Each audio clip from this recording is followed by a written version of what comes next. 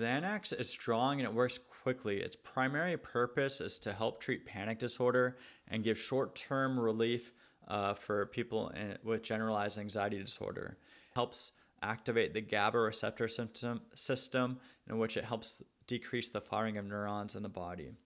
One of the major concerns in Xanax is that because it's strong and works quickly, there's a higher chance of addictiveness or dependence on this medication than others in its class, such as Clonazepam or Ativan.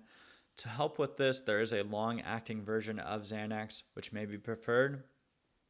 Although this medication sounds great and can help with several anxiety conditions, it needs to be taken cautiously for several reasons.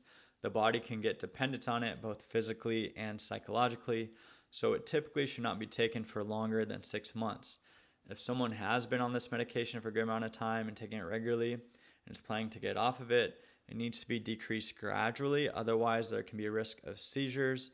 And unfortunately, seizures are one of those conditions which can cause someone to die suddenly.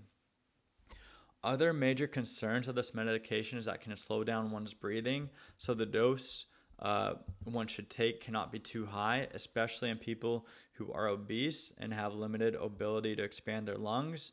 Opioid pain medications and alcohol can also restrict the breathing, so this medication should be used especially cautiously, if at all, with those medications, as it can slow down the breathing, even stop the breathing altogether, and some people can overdose on the combination. If Xanax is lost or stolen, the police should be notified and a police report should be filed. This medication can be abused, especially with those history of addictions. We talked about some benefits of the medication. There's some other risks, including or cautions to keep in mind. It should not be taken to people who are confused due to a medical condition.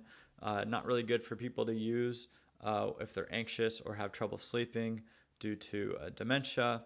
It can cause anger or worsen mood swings. Also, it should be used cautiously in people with poor coping skills, such as those who suffer from intellectual limitations.